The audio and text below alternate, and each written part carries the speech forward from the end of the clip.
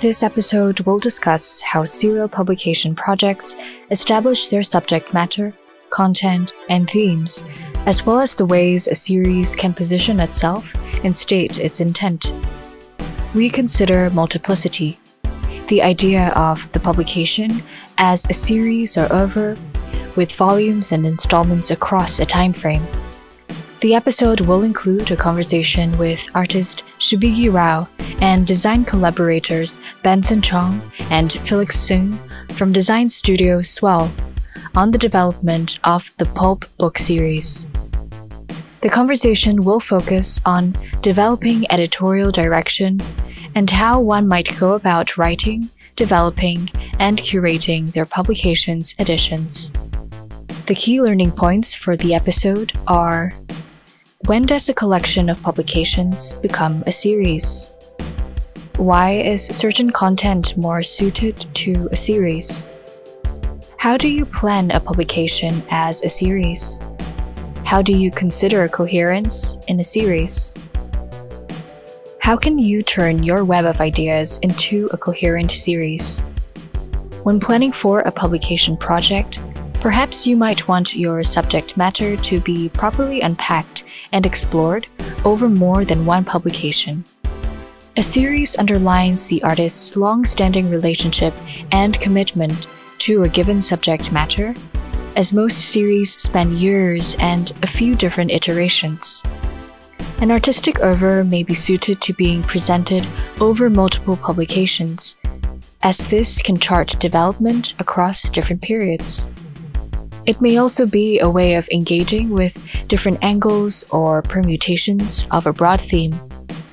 For instance, The Science of the Secondary series by Atelier Hoko seeks to pay attention to our day-to-day interaction with things. Each volume expands on a different but specific point of focus, such as an apple, a cup, a clock, a window, or a door. A series can loosely be categorized as a publication issued in multiple parts. It does not have to have a definite end of publication date and can be published regularly or irregularly. However, each successive part is intended to be read in close relation to the others. The issues or volumes in a series are typically brought together by their shared title. They can also be identified through a box set that holds everything together. Desirable characteristics of a book series. A series is usually designed to be easily identifiable as a set. This can also help to maintain a steady readership amongst audiences both old and new. A publication series that unfolds across a few different volumes or editions would be a suitable format for creatives who engage with similar subject matter over a long period, and artists who work closely with dense material, collections, and archives. The series also presents a loose form of continuity and linearity. This can be interesting to work with, especially in mapping out the big picture of your explorations and how they relate to one another. This does not mean that each volume has to be explicitly linked, but that they are informed by a shared editorial direction. Thinking about something as a series also introduces a chronological narrative within an artistic practice. This may help to trace significant subject matter or thought patterns as they recur and are engaged with over the years. For artistic practices with a strong research focus, a series also enables a conceptual framework that helps to maintain coherence, while allowing room for expansion and development. The format of the series also charts the gradual accumulation of knowledge throughout the research process. Overall, This mode of working and thinking can be both fluid and structured. These dual qualities can explain why it holds such appeal towards artists and creatives. So, is a series a great idea or not? Here's a chart with simplified questions that may help you determine whether or not a series may work for your project. Do you have an art book in mind? Then, do you have a reason to make an art book? Is there space to further the subject matter? Specifically, is the approach of the first volume something that can be extended forward to the second and subsequent volumes? If you can't determine space for continuing, it may be helpful to broaden your subject matter or embark on a different project. If yes, the next thing to consider would be, do you have the bandwidth to continue this project over a long period? If not, perhaps you may want to revisit this another time when you have the resources. Then, did the first book sell well?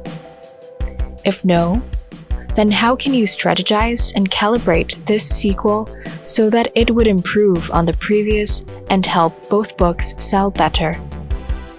Finally, do you have the resources to make another book? It would be wise to not proceed until you're certain you have the resources to continue, as this will be a costly endeavor in terms of both money and labor. With a running series, it would be important to define your editorial approach. This will help you develop and pace your content. How will you define the scope of each volume and its relation to the next? Editorial themes are, above all, messages. They can be abstract or concrete. If someone were to read an issue of your series cover to cover, your editorial theme and the overall trajectory of the series as it moves from theme to theme is what will likely remain with them. Configuring your editorial approach is about both the big picture and the smaller details. It is about charting the larger trajectory of your series while ensuring that the specific content presented in each volume still relates back to it. You can consider the overarching narrative of the series, how each volume speaks to this larger narrative, as well as the variety and relationship between themes over different volumes. This foresight can also nurture a more invested audience, since they have a sense of what to expect and may be eagerly anticipating how your publication will develop. How do you envision your series panning out? Two approaches are possible. You may prefer to see this publication project as something you would like to keep working on indefinitely. Or, if you have a clear sense of how your research or content can be paced, or how many volumes it can accommodate, it is also just as possible that you may already have a plan for the duration of the series and how many volumes its run comprises. Both approaches are viable and common methods of working with a series. You can decide which one may be better suited for your project based on the nature and extent of your research or exploration, your arrangement with your collaborators, and your budget. With a series, we also cannot escape budgetary concerns. You will need to reflect on whether production over a number of volumes is something for which you can obtain financial support, or if it is something that you are able to feasibly afford on your own. This may also inform how you decide to price your publications. There is also your relationship with your audience. Distributing your books in the same channels over time will help you retain and keep track of your readers. Some ideas to encourage the retention of an audience for your series are: start a website to document the series. Maintain a presence on social media. Familiarize your audience with your series, whether through design or content. Consider releasing collector's editions or box sets. Celebrate certain milestones, such as the publication of a new volume, with launch events or readings, Last but not least, in thinking about the series, a series identity will help you articulate your objectives, whether explicitly or implicitly. An identity may be a good way of triggering recall from your audiences. This consistency may also help in terms of narrowing the design scope for subsequent editions, since you will be working with an established visual or design system. While there are a few different ways to approach a series identity, you will need to determine your constants and variables. It may be useful to focus on some design elements that can be retained throughout the series. For example, the title of the series can be designed in a consistent font and color scheme, or you could choose a distinct color scheme for each volume in the series. Additionally, you should think about how the volumes will look in relation to one another as part of a larger family. Ultimately, the most significant guideline would be to take cues from your subject matter and think about what is a suitable style or means of representing those ideas and explorations. We will now be moving on to the conversation segment of this episode with artist Shubigi Rao and design collaborator Benson Chong and Felix from SWELL on the development of the Pulp book series. The conversation will focus on developing editorial direction and how one might go about writing, developing, and curating their publications' editions. This episode, we are looking into art books as a series and Oeuvre. We focus today on the Pulp series by Shubigi, and with us today is Shubigi herself, together with her collaborators, designers of Pulp, Benson, and Felix from SWELL. So, without further ado, I'll just start with the first question. How did you guys actually meet? How did it also lead to working on Pulp? Yeah. Well, I was doing my first solo in Singapore, which was this fake retrospective of 10 years worth of work, which I'd done under false male name. And this was actually at Oeuvre Gallery in LaSalle. Okay. And at the time, an ex-student of mine was working at Oeuvre, and she introduced me to Benson and Felix because at that time you weren't called SWELL, you were called... Oh, what were you called? Sausage. Sausage, yes. Sausage? Sausage. Sausage. Not sausage. Oh, okay. And luckily not. Yes, and I think we had a kind of rocky start initially, but we actually sort of really hit it off after some time because I made it quite clear that the book or the catalog they were doing for the show wasn't just a catalog, but really the heart of the show, which is sort of the hallmark of how I function anyway, where the book is not merely on the periphery, but it's actually central or very often the beating heart or the core of the project. And the best part for me was, I think, when I started working with Benson and Felix, I think the best part for me was that they were very clear about what their design ethos was, which I'm sure Benson and Felix will speak about more. But I think at that time also, I think it was my first major catalog that I was doing for my first major show in Singapore. So it was, a lot of things could go wrong, but actually nothing did. And the eventual result was way better than I think any of us imagined. Can we take a look at the book? Maybe like... Yeah. So it looks kind of like this. Yeah. Right. Anything about this book that you all may want to raise? When we first got to work with Shubigi, comparing to what I admire now, I thought I loved books, but I think like at this point in time, I was still, I would say, very fresh and green in my years in making a book. I thought it was cool, but you know, now obviously it's more than cool. It's quite a big commitment when making a book, but making this book was pretty much my first endeavor into a full-fledged art project with working closely with an artist, and I guess that kind of shaped the way we work in future as well, working closely with artists.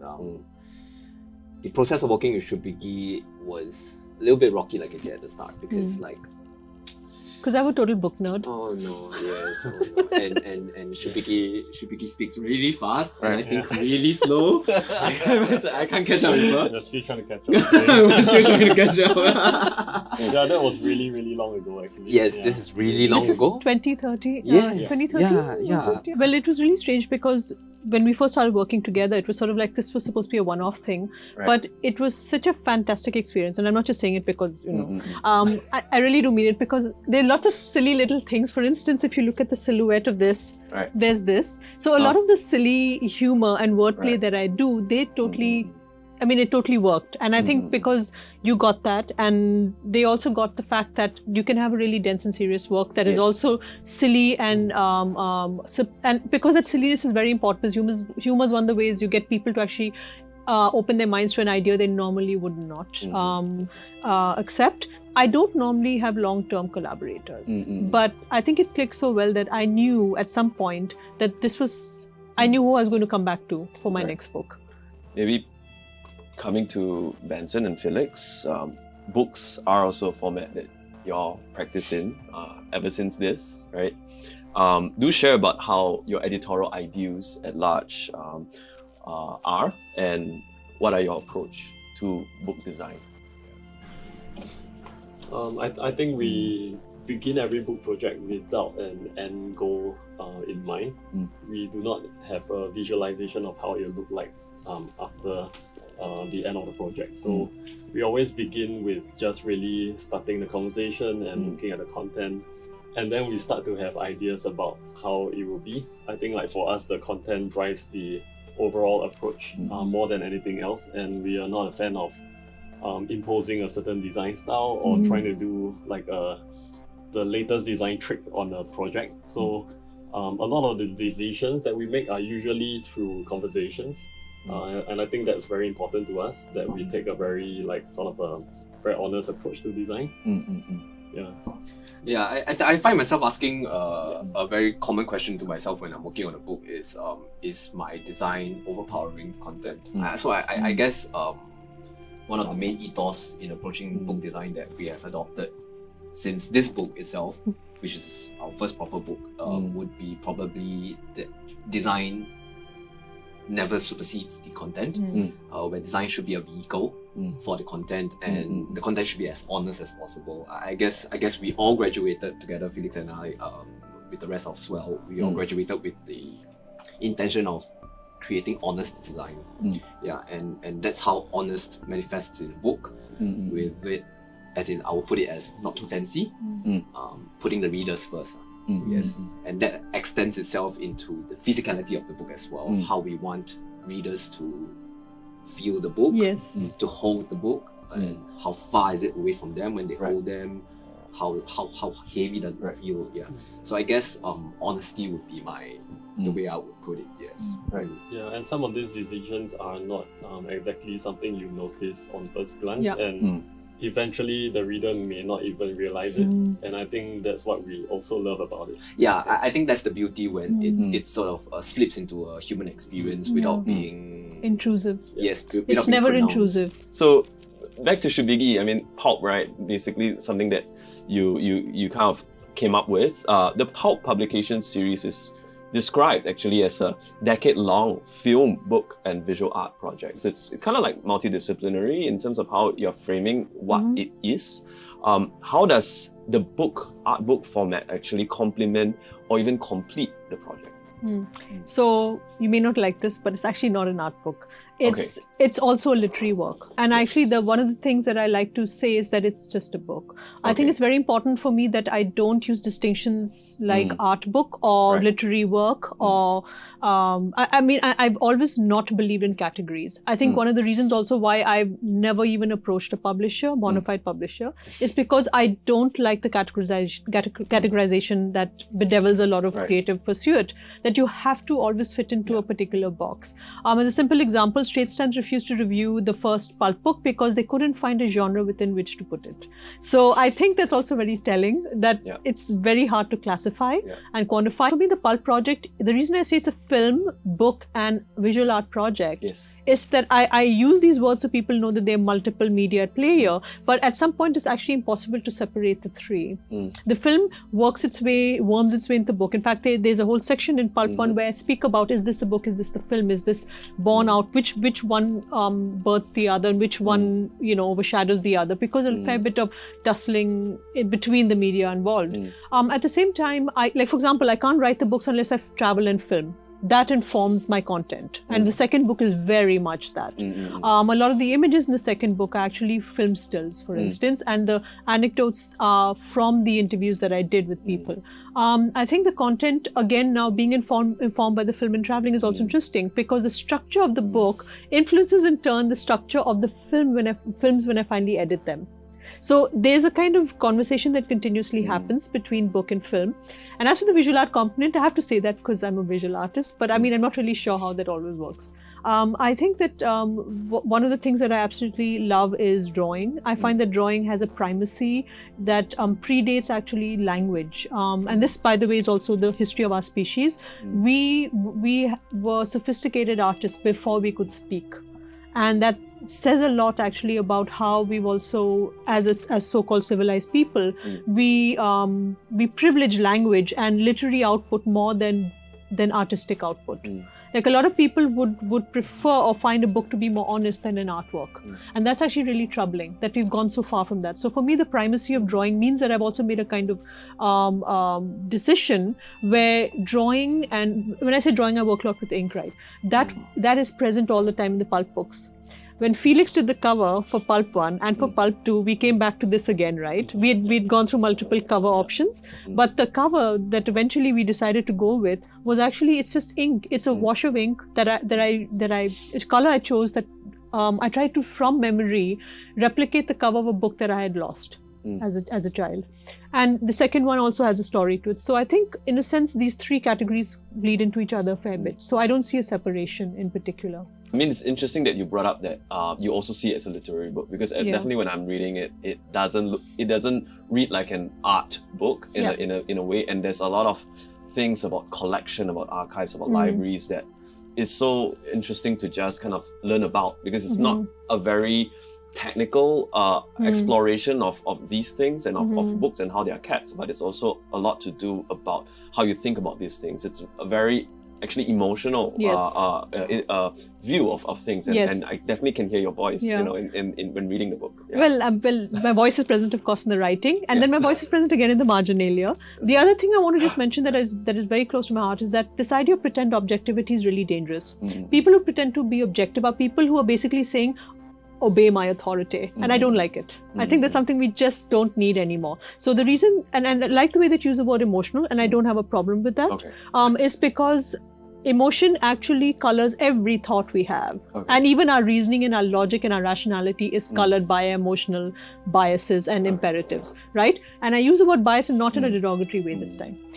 Pulp, all the Pulp books have a very strong personal voice, because there's no way for me to de-link it. I mean, I can de-link. It's pretty easy to edit out a personal voice, right? That's what editors do anyway. They're embarrassed by it. It's like seeing someone, you know, dressed inappropriately. But I think it's really important to remember that this emotional content is actually the heart of the love affair that people have had with the written word throughout.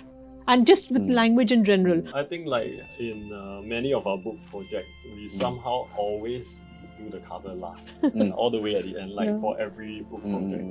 And I think it's one of the opportunity where we are able to dive into the content a lot deeper, and then we make more informed decisions after that. Yeah, and I think like the cover design is something that we've done with a lot of restraint, I would say. It might become a problem as well at the same time. Booksellers keep telling me that, but I don't really. I prefer word of mouth. What do they tell you? What do they say?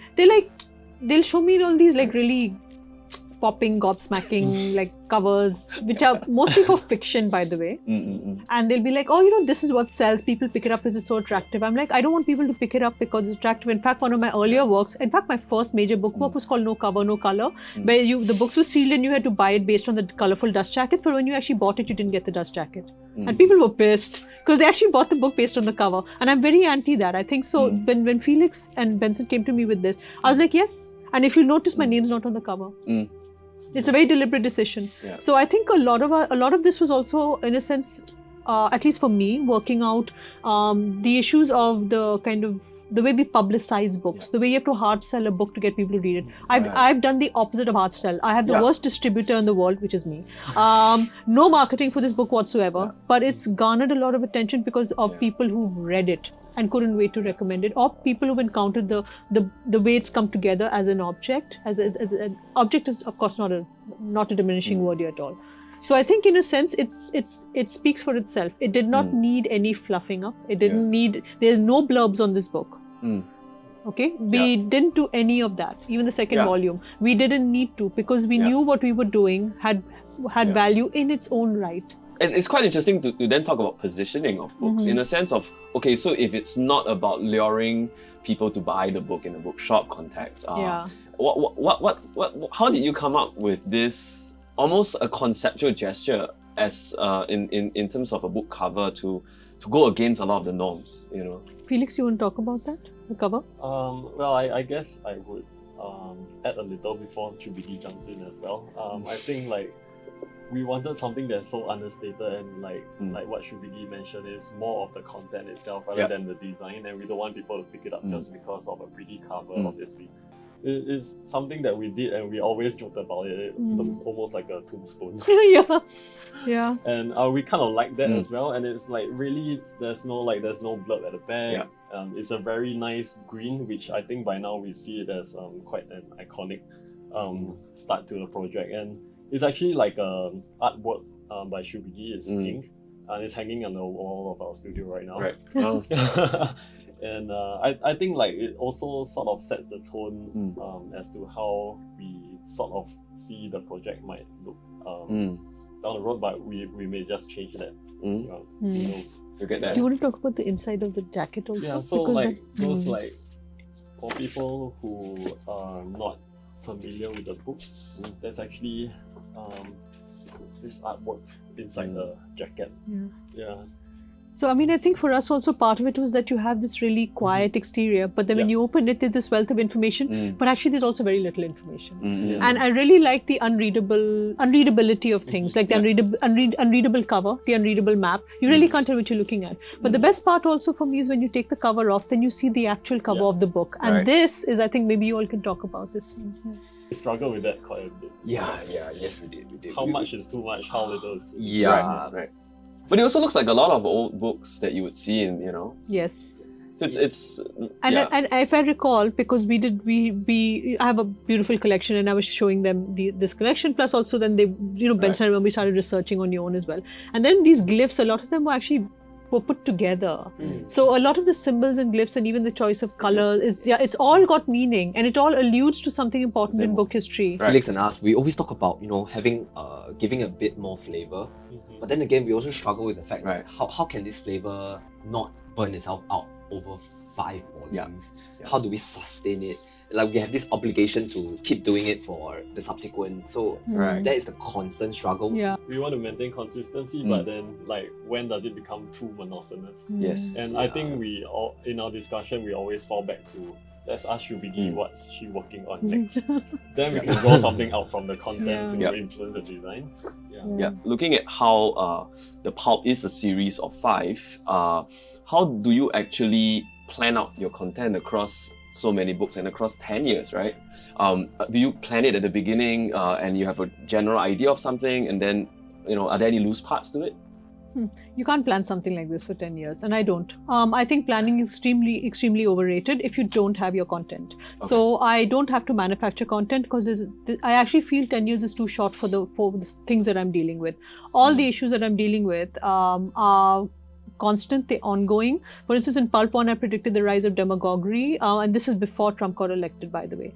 And the reason that I could do that is because I was actually listening to what was happening in the world at the time. So this project is essentially about book history and books and libraries and so on, but actually what it's really about is about the propensity for violence in our species, which I spoke about right at the beginning, which means that I have to listen to what's happening across the world right now. So I think in terms of content, there's always going to be content. There's no shortage of content. The content for me, the encounters that I have with the people that I film and work with, and I listen to, and the things I've been reading, what's been happening in the world, shifts and changes, migrations of ideas, how ideas suddenly gain ascendancy and then fall as easily. All of that, I think, informs the way I write when I begin to write a book. So I actually write in a very, I don't write over time.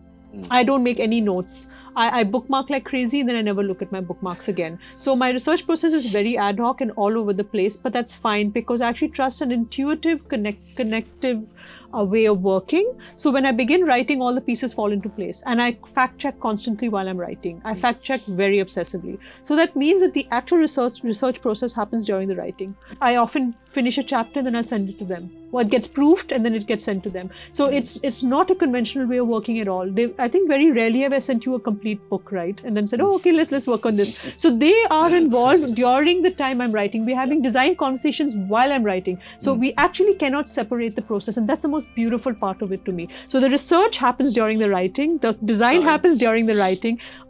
Which is really why this is what I believe in. You do not separate the way you think and work. You don't separate medium. You don't separate how would I say it? So-called overly specialized ways of working. So, for example, the way, like the kind of conversations we'll have while I'm writing will influence the way I write also, and vice versa. The way I'm thinking through my writing will also, they're listening to that process as well. I'm sorry about that, by the way.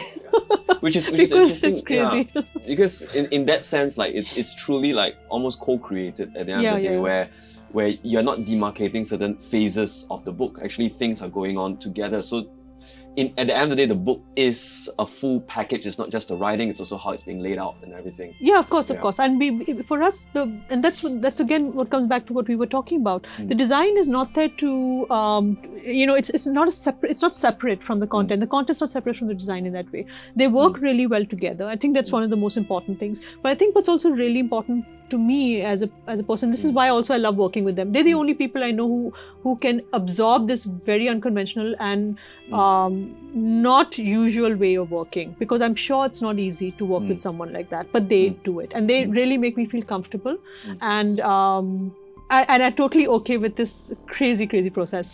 The best part of it for me is that I have never had a moment of doubt about any of, I've not worried too much about the future books. I did honestly worry a little bit about Pulp 2, because how do you follow up something like Pulp 1, right? Because Pulp 1 was a giant umbrella to the whole project. It covered almost all the issues that I wanted to speak about.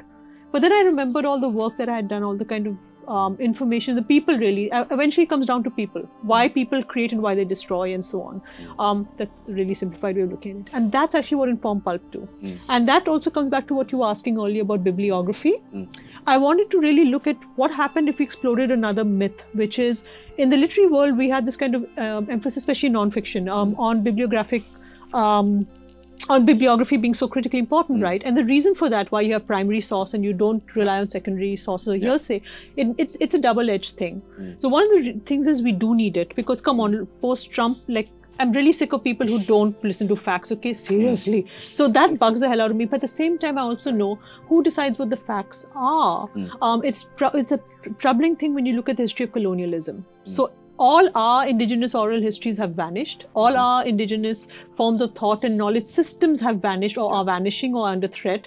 And we're losing something like one language every 14 days globally. That's disgusting. That's dire. So all of that urgency reminded me of the fact that eventually what I was doing was collecting oral histories. And that's why Pulp 2 is a visual bibliography, because it's a bibliography of people. It's a bibliography also in terms of the artwork that's in the third section. So what I was going through in terms of trying to deal with world politics and what was the state of the world at the time, which is the time period between 2016 and 2018. I think all of that actually created this very potent urgency, and that fed its way into the book. So the book was written in a very short time because it was I couldn't have sustained that level of rage and that level of intensity over a longer time. I would have burnt out. And I think that kind of infectious urgency, I think you all caught it as well, that infection. So I think each book is going to be very, very different because of the way I live through each book, through the act of making that book. Because I would like to talk about why 5 issues. Yeah, why 5 issues? Like, was that something that you conceived from the beginning, or is this something that you felt? Okay, why? Yes. Why not? I mean, it's also, I think I kind of I like symmetry in all things because I'm essentially an asymmetrical personality. So I think we always want what we are not or we don't have. So if it's a 10-year project and I'm going to write, I know one volume a year would be too much, like especially if I was doing the filming, and I also knew I'd be doing a lot of other things. I was still teaching at the time that I started Pulp also. I just said, okay, every 2 years, 1 volume, 5 volumes. There's lovely roundedness to 5. I feel, because 5 gives you enough space to explore the issues. 3 is not enough. I think also because one of my favorite authors, Douglas Adams, talked about his Hitchhiker's Guide to the Galaxy books as a trilogy in 4 parts. I think I love that idea that it's never that 3 it sounds like, you know, the Holy Trinity or whatever. It just actually doesn't work for books. A trilogy very rarely works for books. The best have been 5 series of 5 or 7. So I think just that symmetry made a lot of sense to me. They are literary allusions also to the number 5 in terms of over a 10-year stretch. I know a lot of people might think, okay, you may need more time for something like this, but really with the kind of over-proliferation of information and the bombardment of information, if I took, say, 3 years to write one book, I'd just be overwhelmed.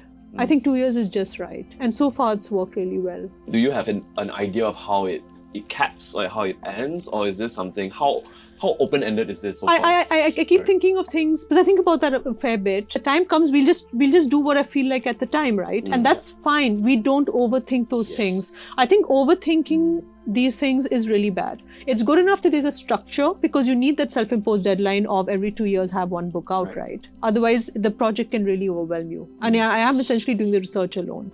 I don't have a research assistant. I really do this thing alone. The only time this collaboration is with SWELL. Yeah, I really want to emphasize that because this is actually why it's such a fantastic kind of energy here. So how does preparing a series of books like Pulp affect the design process of the book? Perhaps to add on also, what are the considerations and approaches that you have to devise as you co-create with Shubigi as she's writing, and then when she passes you a part of the writing that she's developed so far? How do you ideate and plan out the design of the book? I think Felix and I, we will never forget our first so-called first look onto Pulp. It wasn't a manuscript, it wasn't anything, it was, remember the wall? It was this wall. A wall. Yeah, it was a wall of post-it notes and drawings and text. That was at her studio. Yes, we will never forget that. When long was. So that was the day when we felt that, okay, this book is happening. These 5 books are happening, and I remember very early on telling Felix that I know this is the project of my lifetime. I know I'll never ever get another project like this. So there was a lot of weight in constructing a system, a container for the content that Shubigi will write and curate for the next 10 years. If we jump into Pulp, after the 9 months, Felix and I, we came out with this system, and for people who are fluent with design, they will realize that this is actually one of the first few grids that you learn in design school. This is the Canon grid.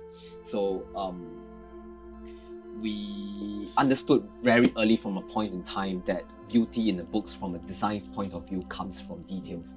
It comes from meticulous attention to detail and not flowery design, sensitive choice of type, and from a technical point of view, the system that governs the decisions between what point size, what leading size, they are all governed by a very rudimentary scale, which is in this case is a G major scale. So I just follow a basic kind of system. So our aim was to set up a basic and honest design, and along the way we could improvise, which is pretty much like what Shubigi said in terms of content.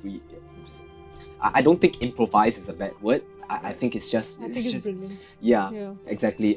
Because after all, it's a 10-year project. We don't end 10 year feeling how we felt like on the first year. Obviously, yeah.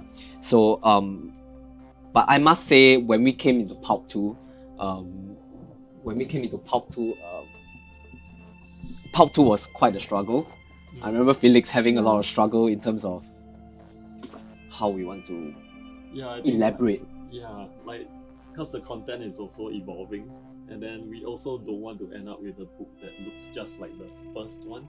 Although you can say there are a lot of similarities in terms of design decisions and consistency, but we also felt like there was, we struggled with that. What else can we do?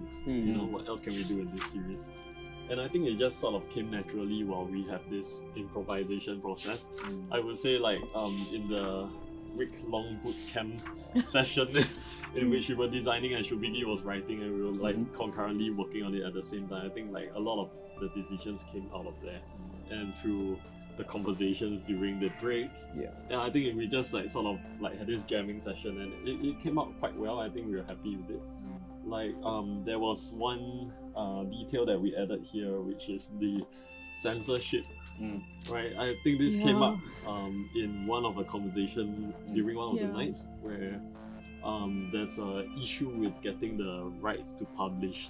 So what I do is, when I write, because this, for the first time, I was using the words of people as it directly spoke to me, and they did agree at that time, but I thought it was only ethical because people do change their minds and they regret having opened up about certain things. And so after I would write a chapter, I would send it to the people who had contributed, or the person who had contributed, and in a number of cases they retracted or did not want, because they were talking about very personal things as well. And I was almost in tears. I remember I was so upset about this because it gutted a lot of the stories. And I remember you both, then I can't remember which one of you it was, who just said, It's just censor. And I said, just censor it. And this actually worked out really well, because this scratch out, I think, is so much better than a perfectly neat censored thing, because we're not censoring because we're the censor board or we're an authority that's censoring. There's sadness at this. There's sadness that somebody felt, the person in question also felt that they had shared their stories and experienced a moment of catharsis when they did with me, and that person cried and we held each other when they told me the story. But when it came to time for some other people to share it, they couldn't do it. And that's so sad, because these are the limits we humans have placed on ourselves. As in the immortal words of Tom York, build walls around ourselves and live for our secrets. So that's actually the moment of sorrow I felt, that again, a book which is supposed to be the secret communication between reader and writer, we couldn't do that. So I think what you proposed here, this form of scratch out, as opposed to just this beautiful blackout, this actually makes aesthetic, but it also makes emotional sense to me. I think conversations like this give us a chance to explore visual alternatives to beautifying with content and details. And of course it would not be a discussion about Pulp if we didn't speak about the handwritten marks. Yes. So this sort of was super organic, super improvised. You can sort of see the connecting chain of thought there. Yeah, and the Hedera as well. Yeah. So I think when Shubigi started writing these handwritten notes, which were not meant to be included in the marginalia, we surely felt that we must include them. What we are always going back to is that organic and very improvising kind of working relationship that we have going on. So with regards to the design system, I don't think we are at a dead end, or we've set a dead trap for ourselves. But constantly, once in a while, me and Felix will have this discussion and say, how are we going to, are we going to make it evolve? How are we going to? And then next issue is number 3. Number 3 is right in the middle. How? In the middle of the symmetry. So is it going to be thick? Is it going to be thin? Do we add a new typeface? Do we add a new Do we change color? the paper? Do we change the cover design? Yeah. We did some paper changes. You did some paper changes, Yeah. there, right? Remember? Because of Any plans you can share for book 3? Okay, so the third volume is going to be a brick, and it's going to be one of a 3-element artwork at the Singapore Pavilion for the Venice Biennale. So it's now really an artwork in its right, which I'm so happy about, because as you gathered, I'm not happy calling it an art book, because it's certainly not about my artwork. Because I also don't think my visual artwork can be separated, as I've already mentioned, right? So the book really comes into its own. It'll be also exhibited in a way where the weight of the book, the heft of the book, the physicality of the book is very much, sorry, I can't keep the grin off my face. It's very, very, very much part of the artwork. So the book is the artwork, but it's also this literary work as well. And I think that we're going to now look at the physicalness of Pulp a lot more for, I think, the third volume. And then we are thinking like, so 1 is this thick, 2 is this thick, 3 is this thick, then 4 how? Yeah. So I think we both sort of like succumb to this inevitability that we really can't plan. You can't. For book 4 or book 5. If it turns out this thickness, so be it. Yeah, I guess from a very official point of view, that's our job as the designers. We have to react to the situation. But I think in a way, the way how uncertain this is actually gives us a lot of chance to improvise, to be honest. We talk about the improvisation of how we move along the years. So I think as we move along the volumes, be it if we have more catalogs in the middle, this is essentially a catalog, right? It is. So and that is obviously not a catalog. So well, the plan was to have the catalog have a kind of conversation along with the main volumes. So I guess we always come back to the idea of improvisation. Things change. We had this plan where all these catalogs were going to be an antithesis. They don't follow the same size. They always change. They are sort of like our kind of visual playground. But unfortunately, we are always being attacked by unforeseen circumstances. I mean, COVID was one thing, of course. The other was because I had to postpone all my entire Pulp work, because for 2 years I've been curating Kochi, the Kochi Biennale. So I think that meant that also putting this on hold, this I had to put on hold before COVID, mind you. And then COVID came, so it's a total double whammy. So in a sense, the Pulp timeline has been completely disarranged. I haven't been able to make any work for 2 years. And now, because of COVID, I can't travel and film. And that's actually the progenitor of all the content. The content comes from the travel and filming, because it's first-hand information that I research and encounter, and people that I find myself. It's all word of mouth, right? So because those conversations are missing, and that immediacy and urgency is missing, we're wondering now how to, like, at least I'm wondering, I'm not too concerned, because I know there's always a way. And actually it's always fun trying to think of ways around things, right?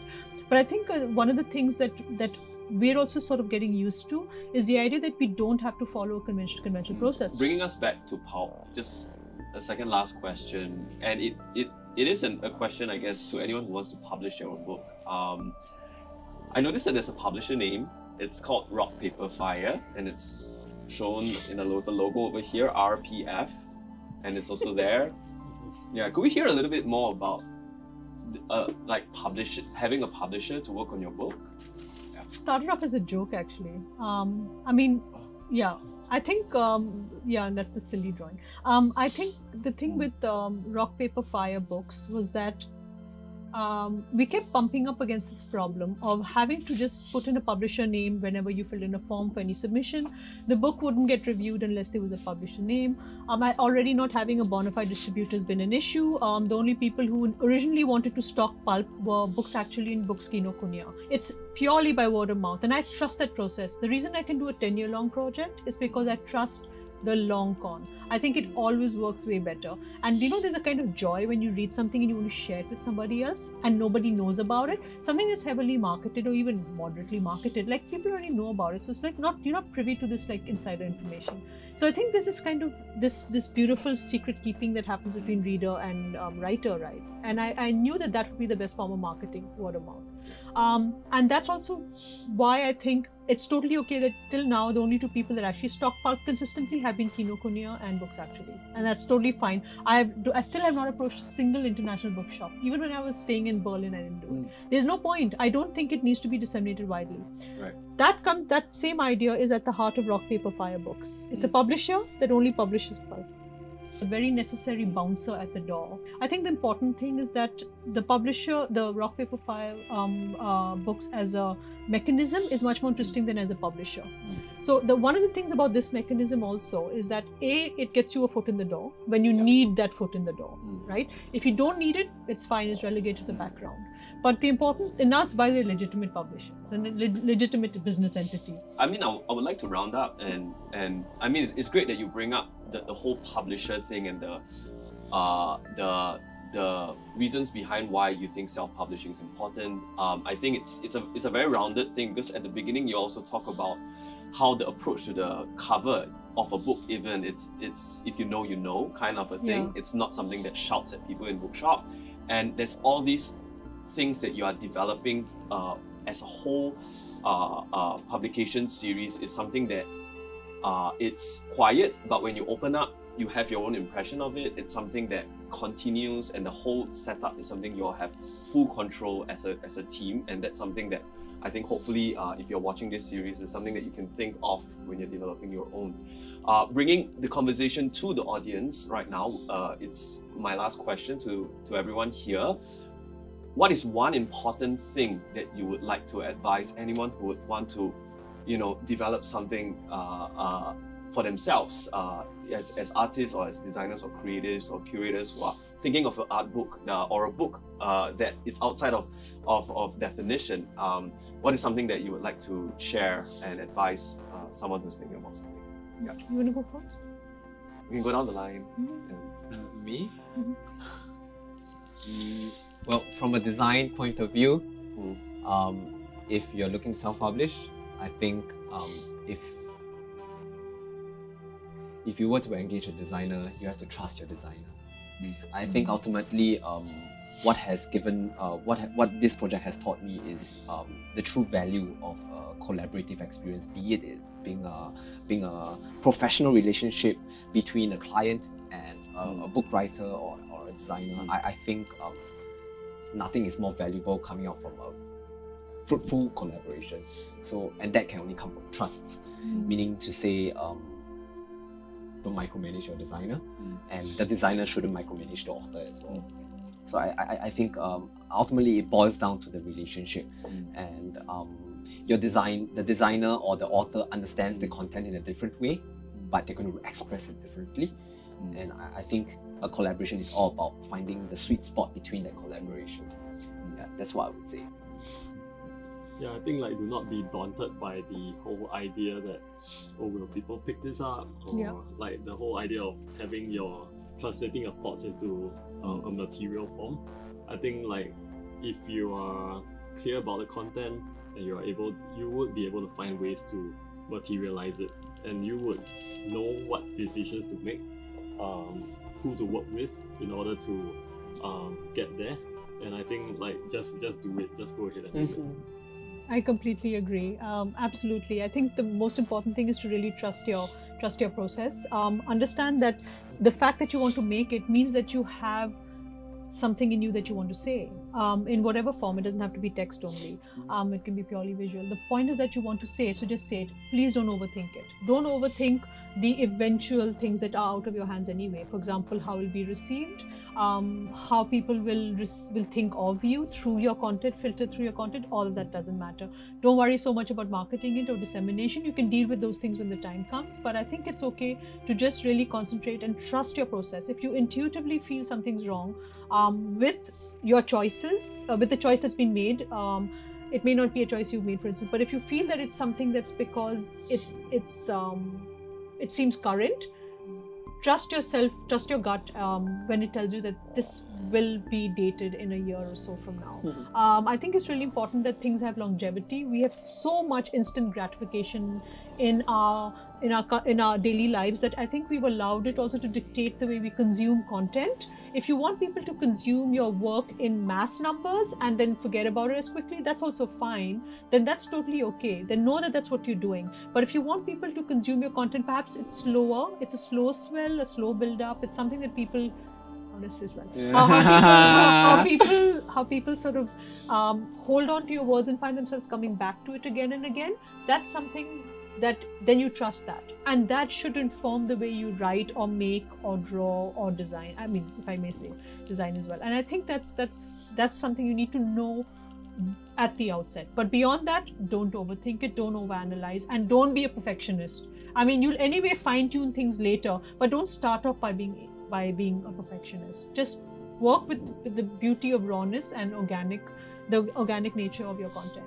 Whether you're a writer or the designer, I mean, if I may be so bold as to give a design point of view, or if you're the artist or whatever, it doesn't really matter. I think this is, in other words, just really listen to your gut on this. Thank you. And you can find these books in Kino and books actually. Yep. Anywhere else? Doesn't matter. Yeah, Singapore Book Fair. Singapore Book Fair. Yes. Also big supporter, yeah. All right. Thank you.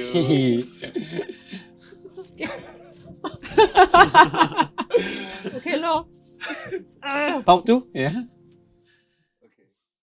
Thank you for watching this episode of Art Books, A Beginner's Guide. If you have enjoyed this series, we would also appreciate it if you can fill in a feedback form that can be accessed through the QR code or link. We have also compiled a list of titles or texts that have been referenced or consulted on in the episode for your reading pleasure.